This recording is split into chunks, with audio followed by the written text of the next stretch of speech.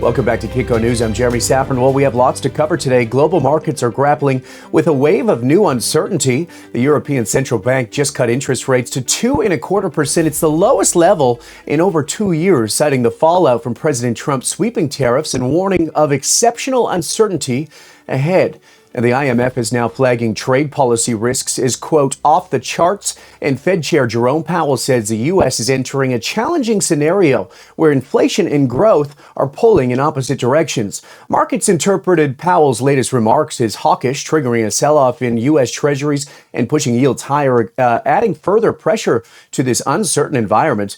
Meanwhile, President Donald Trump is openly attacking Fed Chair Jerome Powell, demanding immediate rate cuts, calling him, quote, always too late and too wrong, and saying his termination cannot come fast enough. Again, reigniting debate over central bank independence as volatility continues to surge in the markets.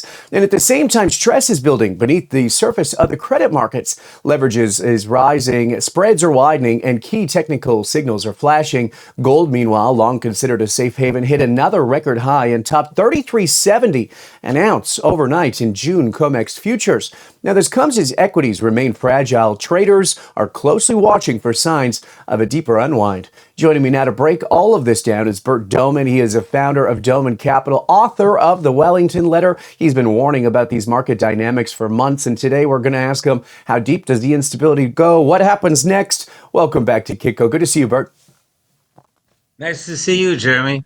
Okay, you heard all of that macro information off the top. There's definitely a ton to get into today, but you've been warning that the basis trade is the most dangerous distortion in markets right now. It's an over-leveraged arbitrage that could unravel violently. For viewers unfamiliar, I mean, what is the basis trade and why are you sounding the alarm now? Well, we saw it get unhinged, and that was when the Treasury, one of the sharpest declines in history. In 3 days, they just plunged. Treasury bonds is supposed to be an inflation hedge, a safe haven, and so on. And suddenly the prices just plunged. And that was signal that something was breaking in the credit system. And that is a highly leveraged basis trade. Just to make it simple, these huge hedge funds with a big leverage, maybe 50 or 100 to 1 leverage, for example, they buy treasury bonds and then they sell short the futures or the other way around. And with high leverage, they make a few dollars per trade, but they do it a few million times and they really make a lot of money. But when the counterparties disappear, then the trade becomes unhinged. And this is what was happening. So this is like long-term credit management. That was a hedge fund started by, I think, 3 or 4 Nobel Prize winning economists some years ago and had to be bailed out by the Federal Reserve in order to prevent a systemic crash of the system. And, already there was a warning when economists, Nobel Prize winning economists, especially, founded a hedge fund. That's always a warning. Mm-hmm. I never listen to economists except when I want to know what not to do. And because they only know what's in textbooks. In this case, Trump is a businessman, very successful businessman, and I think he knows more about the economy than economists. Interesting. Okay. I mean, some say that the arbitrage is safe because it's collateralized and market neutral, but, talk a little bit about that disagreement here. Is the risk about leverage, counterparty exposure, or is it the side of the trade now? Jeremy, the anything that's collateralized or hedged, long-term credit management, they also say, oh, it's all, and it doesn't make any difference that we have 1,000 to 1 leverage. Mm-hmm. No, the hedges disappear in the credit crisis. The hedges disappear. Suddenly, you are no longer hedged. Mm-hmm. Okay. I mean, it's been interesting and fascinating to watch. I mean, you got to kind of look at what's happening within that leverage market too. But I want to get your opinion on the ECB in Europe because they recently, as you know, cut these rates to 2.25%. They're citing exceptional uncertainty from these U.S. tariffs and the marketing tightening. How does this diverge from what we just heard Fed Chair Jerome Powell say? I mean, does this put the ECB on a different trajectory? Play this out for us, Bert. Yes, definitely. I think the ECB is much smarter in this case. and they're lowering interest rates in order to lower inflation. This is the big problem. There's such a huge fallacy, and that's been around for a long, long time, probably the last 70 years, that rising interest rates will reduce inflation. That is so false. That only happens if there's tight money. But when the money is not tight, as right now, you can still get bank loans, you can get mortgages, etc. Then rising interest rates increase the cost of doing business, and it raises prices. This is so important to know the big difference. And all the economists that you will see on TV, they get that wrong. They say, oh, we have to raise interest rates in order to lower inflation. No, it boosts inflation. I remember when Great Britain, under Margaret Thatcher, she came in, and the people before that had raised interest rates continuously in order to stop inflation from rising. Well, they were actually fueling inflation. Every time they hiked interest rates, inflation went up. Pretty soon it was double digit, 15%, 16%. Inflation. And so I wrote even a letter to Margaret Thatcher. I don't know if she ever read it, but I said, don't continue raising interest rates. Start cutting interest rates if you want inflation to come down. She started cutting interest rates and inflation came down. Interesting. So then, I mean, Bert, are we entering a policy trap where both options, tightening or easing, are losing their effectiveness? Well, it all depends. Many people, they look at the ripples instead of what is causing it, And in my opinion, monetary policy is everything. When you see a liquidity expanding, the markets have to expand. But we had the greatest influx of artificial money, fabricated money out of thin air for the first 2 years of the last administration. From ending in 2022, and the Federal Reserve finally had to come in and tighten the money in order to stop inflation. But this was a very, very big mistake. They created about, depending what measure you use, about $8 trillion.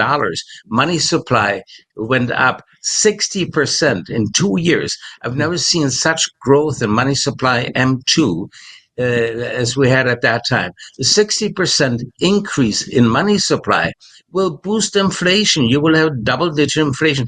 And that is still in the pipelines today. And of course, who's going to be blamed for the inflation that's still going to come out of the pipelines? It's going to be President Trump, not the last guy who did it. Yeah, of course. Yeah. Speaking of Yeah. inflation and the liquidity in the market, I got to ask you because we're seeing credit spreads widen quietly, but pretty meaningfully here. I mean, you've said that this is one of the most reliable early warning signs of stress. First, explain to the viewers who might not know, what do wider credit spreads mean? I mean, what do widening spreads versus narrow spreads tell you about the markets, and what are they signaling now? Yeah, usually it refers to junk bond yields versus treasury yields. So when the yields start rising on junk bonds, you know that there's less money going into junk bonds because of the perceived risk of junk bonds. And so when the spreads widen, it's always a signal that a bear market is ahead and bad things are going to happen, because the big money is avoiding the higher yielding junk bonds. The higher yield is no longer sufficient to compensate for the added risk. And so then the yields widen. All you have to do is watch the spreads between junk bonds. There's an ETF, JNK, HYG. These are junk bonds, ETFs, and compare it to the yield on treasury bonds, long-term treasury bonds like the TLT. Is this divergence, between rising spreads and still easing policy? I mean, is it a sign that liquidity is evaporating in the financial system? Well, liquidity can evaporate without the Fed doing anything, and right now it's happening. I mean, let's face it, all this was artificial money that went into the system. When the foreigners stop taking our money, then the dollar goes down, and we're seeing this happening. The dollar's having a severe plunge, and it's probably going to go much lower. Looking at the charts, and so gold is soaring. And before we off the air, we talked about 1978. I was in Vancouver, and that was the start of a period which is very similar to now. The economy does not necessarily repeat, but it does rhyme. And at that time, 1978, if you look at the charts, 77, 78, when we gave a buy signal on gold, it just soared. I remember we started buying it at $123 an ounce, and eventually 2 years later was $800 an ounce. So very similar to now. And at that time, also people went, "What is making it go up?" Well, it was all the artificial money that the Hmm. Federal Reserve had put into the system several years before. See, it takes a long time for this to emerge. And the Federal Reserve said we're going to fight inflation by raising interest rates. And we wrote at that time in the Wellington Letter, we said that is a prescription for double digit inflation. When you don't tighten money, the availability of money, and you raise interest rates. And it was totally correct. Suddenly, inflation was at 15%. Treasury bond yields were 15 and a quarter for long term yields, was a 100-year high in the Treasury bonds. And so we had a great opportunity short selling.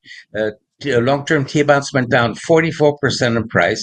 My prediction had been they will decline by 40 to 50%, which one economist, a well-known economist at the time at Goldman Sachs, he called absurd, but it happened. T-bond prices went down 44%. Wow. And then came 1982, and we said, okay, it's all clear. Paul Volcker was successful. He killed inflation. Now is the time to make a lot of money in T-bonds. And we recommended the zeros, which have the coupons clipped off. And so, in effect, you have a leveraged treasury bond. And we said it'll probably go up tenfold in price. And that was wrong because it went up 40-fold over the next 40 years. 40-fold increase in treasury bonds. Wow. Where else can you get that? Yeah, no, you can't. Okay, let's go back. I mean, I got to talk to you about gold. Of course, I want some outlooks, including on the miners. But first, you brought up Powell and you brought up the Fed here. Trump is now openly attacking Jerome Powell and demanding rate cuts. Meanwhile, the bond market is pricing in at least 2 cuts this year. How does this political pressure intersect with market structure here, Bert? I mean, can the Fed remain independent? Well, it's a question. Can they be independent? Maybe they shouldn't be independent. I don't know why we have a Federal Reserve that has a mission to control interest rates. I think the free market can control interest rates much better than people who are so-called data dependent, as they say. Well, if you're data dependent, you're always going to be at least a year late, because that's how Mhm. long it takes for the actions of the past year, what effect they have on the economy. So you're all going to be very, very late. It's like driving a car only looking in the rear view mirror. You're going to crash. And we've just seen it happen again and again and again. They are much too late, and Yeah. that is. And Trump is a businessman, a very successful businessman. He can predict the economy better than all the PhD economists together. So is Powell already boxed in here? I mean, is he too late to hike or too afraid to cut? Yeah, and we also have the political component, of course, Yeah. Yeah. which is, I don't want to go into that because it might offend some people, but that is very important at this time. So he's got such big opposing forces to fight, and that's a big question mark. Will he be successful, or will the other side be successful? Right. Bert, let's get into equities. We'll change points here because you pointed out that despite these record index levels, there's still underlying breadth is deteriorating and small caps, financials, and cyclicals are underperforming. What does this divergence tell you about the market's health? The market is very, very sick. It's two Mhm. months ago we said the headline was we're in a liquidating bear market. And I had an interview with Kiyosaki on Rich Dad, and we Right. talked about what a liquidated bear market is when people sell anything they can sell just to get cash. And that is what we're having. It was about 3 months ago in January. I said, I've never seen so much high volume, big selling going on in the market as we had at that time. And nobody seemed to pay attention. I mean, this was huge selling of any stock, not a specific sector, not news related or so on. So it was in a very, very urgent case of raising money. And that was a big smart money. And at the same time, the guys from Wall Street, they go on TV and they say, oh, this is the time to go bargain hunting, bottom picking, Buying the buy the dip. dip, etc., and all that stuff. Yeah. Okay. So when the reason I watch financial TV is to know what not to do. You always want to be in the opposite side of what the majority says. Yeah, well said. And I mean, to your point, the NASDAQ recently broke some pretty interesting key technical levels. You compared this setup to early 2000. I mean, do you think we're witnessing the early stages of a major unwinding in tech, or is this is obviously, as you just said, it's not just a healthy correction? No, this is a great unwind. Yeah, they still call it a correction, although many of the top stocks are down 30 and 40 and 50%. I mean, it's incredible. Take a look at NVIDIA, the number one. It was the biggest capitalization stock in the world at one time. It just keeps on being sold and keeps on being sold. And there's nothing bad about the economy about the company that I see. They really have a lock on AI and so on. But the boom is over. And we see that in other big booms in the past. The railroad boom. Everybody thought, oh my God, there's going to be a railroad everywhere and you got to buy the railroad stocks. Well, the people who bought the railroad stocks, they ended up in the poorhouse. And the people who founded the railroad companies, they became very wealthy, So the booms are always ahead of what actually happens. And then see it happen. Oh yeah, they're building all these railroads, or the airline boom, or the TV RCA when RCA came out with radios, and then came out with the TV. By the time the public knows, it's too late. The big money has been made, and you're buying just right at the top when the insiders are selling. Okay, interesting. I mean, so we talked about that correction, but could this spill over into more of a systemic risk? I mean, what would confirm to you that this is more than just a rotation? Yeah. Jeremy, we work a lot with cycles, and there are short-term cycles and long-term cycles. And, it's amazing how they work sometimes. And, the cycles, they shift to the left or to the right usually. But there was one cycle study we did on gold in 1980. And we had to go back to England to get more years because we only had about 200 some years of U.S. history in gold. And so we went back to England and added another 150 years to that data. And the conclusion was in 1980s that this is the top in gold and it's going to be a 20-year bear market. And people thought it was crazy. We had to make a lot of money buying gold. They said, you're not going to make money buying gold. You have to sell it short. In fact, we had one person, a very wealthy person from South America. He came to us and he wanted to buy gold because he had heard it was going to go to $3,000. He said, no, the way to make money and goes traded on the short side. We started trading on the short side. Over the next several years, he made millions of dollars with us trading. He would call every day for consultation. And we made a lot of money for him on the short side of the market. And the bear market was exactly 20 years. The bottom was in the year 2000. 20-year bear market. Nobody would believe that would happen. Okay. Then we said in that 1980 study, we said that would be followed by a 31-year bull market. And what will cause it, we have no idea what will cause a 31-year bull market in gold. Here we are. Now we see it. Infinite money printing. That's what it is, And we're in that same phase now where we get that acceleration up move. Everybody says, "Oh, I'm going to wait for a dip. I'm going to wait for a dip," and it keeps on going up. Doesn't produce the dip that people were looking for. It's the only real money. It's the only real money in the world. Right. You've also talked about how gold is obviously benefiting from this weakening dollar and this whole growing uncertainty in both credit markets and equities. But Bert, I mean, you warned that if the market volatility forces more liquidation, gold could take a hit. So given all this, what's your outlook for gold prices from here? I mean, do you see this rally sustaining? Are we going to have a pullback? What do you think? Excellent question, Jeremy. What usually happens in these severe market declines, we saw it in 2008 as also, you finally see when money managers have sold everything that they want to sell, except the gold, then they finally say, we still need more cash. And then they sell the gold as well. Okay. But those declines are short term.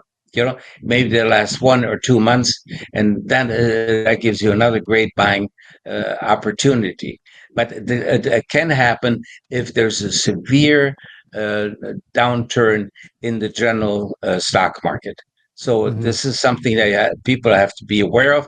People have to stop buying these double and triple leveraged ETFs. This is financial suicide. Most people, they sign these margin agreements with the brokerage firms without reading them. People can lose their houses when they cannot meet a margin call. That I saw that happen in 2008.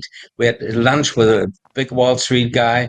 He came to see us, and he said all the places he was traveling to, and I said, "Why are you traveling so much?" He said, "Oh, foreclosing houses." I said, uh, "But I didn't know you were in real estate. I thought you was also a stock business." He said, "We're not in real estate, but these is liquidating margin calls." I couldn't believe it. He was going around the country foreclosing on houses. Yeah, wild. It reminds me of, it's like almost time to watch The Big Short again, too, Bert. Okay, we got to talk Yes. about then if we're looking at the stock market, we would be crazy not to talk about the miners because in your recent newsletter you noted that the recent surge in gold prices is not even close to being reflected in gold mining stocks, which you say have a big profit leverage at these levels. Walk us through how much more upside you see for the gold miners from here, but more importantly, what catalysts you're watching that could unlock the value because we haven't seen it all year. Yeah, that's another very good question because if you take a look at the long-term performance, gold has outperformed the miners. Okay, Hmm. and so, but now we have such a huge gain in the price of gold, and the miners really don't have such an increase in the cost of mining. So basically, every dollar of increase in the cost, most of it is profit for the mining companies. So there's a big amount of so-called profit leverage, as I call it, in the mining stocks.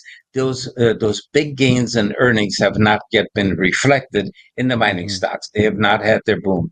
That will come. That will come. But again, people will probably recognize it too late, and they will buy at the top. You never want to buy when everybody else is buying. You want to buy before everybody else is buying. The central banks have been the big buyers and the only buyers, basically, for the last decade or 2 decades, probably. The public has not been out. I know some people that are in the gold business, and they say, it was just a couple of months ago, that business is dead. The Hmm. public does not want to buy gold or gold coins or anything that it's amazing. So there's still a ways to go, but don't be late to the party. Okay, so late to the party. I mean, you're looking at the equity prices, and we have seen some of the major miners, Newmont, Barrick, these types of companies, they're printing cash at these levels. I mean, the cash flow is incredible. Will that start to matter here? I mean, are we going to see it in Q2? Where are we in this cyclical area of mining stocks? When is it actually going to catch up? Yeah. Well, it's hard to predict the length Yeah. of any cycle like this, but it seems like we're still in the early phase because the public has not yet gotten so excited about it. I mean, take a look at some of the other speculative bubbles that we had in the last 5 years. For example, 2021, the meme stocks. There was GameStop. I mean, GameStop was a video retailer, a video game retailer. And in fact, there were rumors that it might go bankrupt. And suddenly the stock in 2 weeks' time went up over 2,100% in 2 weeks, and everybody then started plowing into it at the top, of course. And Hmm. then it went down, but I think 92% over the next 2 weeks. I mean, this is sheer insane speculation. people started buying SPACs. People started buying these non-fungible tokens, which were a worthless piece of digital art, and they paid. I think the highest price was $64 million for one. I don't know if there was a real buyer. Then they started buying this a piece of art at a Sotheby auction, I think it was, and it was a molding a banana stapled to a canvas. I mean, it's incredible. The insanity of the human beings you can never be overestimated. So I think there's a problem. Yeah, there You seems know, to be. I got to ask you, Bert, too, before we let you go. I mean, a lot of your analysis points to cross asset stress, not just in equities, but in FX markets, credit markets, sovereign debt. Are we in the early innings of a global reset? I mean, where do you see the real capital flight heading to? Oh, this is a serious effect. There's a 90-year cycle of depressions, okay? And we are now at the beginning of the next depression cycle. And we always thought, how can this be possible with all the policies of the Trump administration, everything they want to do, cutting taxes, cutting regulations, on all very, very beneficial for the economy. I said, what could possibly cause a deep recession or a depression at this point? Well, I think we're starting to see it, Hmm. that even these measures are not going to be sufficient. Long term cycles are very powerful because the markets, people forget this, the markets are not the function of price earnings ratios and dividends and buybacks. It's just that you hear all the time, Hmm. the markets only depend on one thing, and that is emotions. The emotions of buyers. Otherwise, why at one time when the S&P index is selling at a PE of 28, and all the analysts are still recommending buying, they say, "Yeah, we know it's high, but these stocks still look good." Okay, and other times when the PE has dropped down to 9 on the big cap stocks, below 10. Uh, Nobody wants to buy. This is a function of emotions. The Hmm. markets are emotional. Okay, so that's what all these long-term cycles are also a function of people's emotions. Now you see the trend of horror movies, for example. Horror movies, they're produced en masse at the start of a big depression. We're seeing so suddenly everyone wants to watch horror movies. This is a long-term cycle of human emotions. Hmm. That's what this is all about. Yeah, interesting. I never thought of it that way, but it does make sense. Well, then, what does safety look like when we're looking at traditional safe havens like the Treasuries? They don't even have a bid. So, I mean, if you were managing a large institutional portfolio right now, what would you be most focused on? What is the single biggest risk that the mainstream is still ignoring, Bert? Warren Buffett is a very smart investor. I remember I read about him when I was in graduate school, and my degree is in chemistry. My undergraduate is that maybe I should try some of these business courses again because the first time I tried them, I was a freshman, and they were terrible. They were written by people who had never been in business, and so.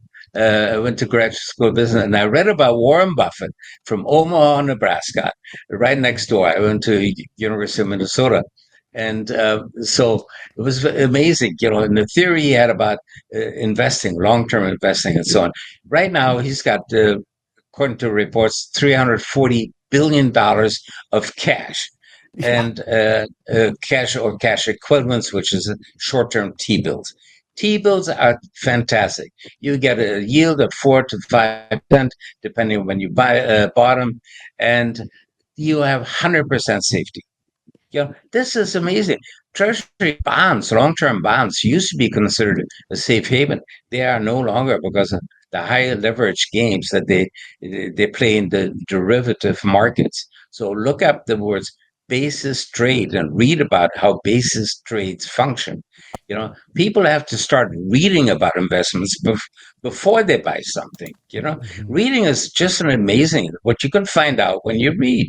You know, Yeah. many Yeah. people, when we interview people for my company, from graduate school, like UCLA, and I always ask them the question, what is the difference between um, a bond and a stock?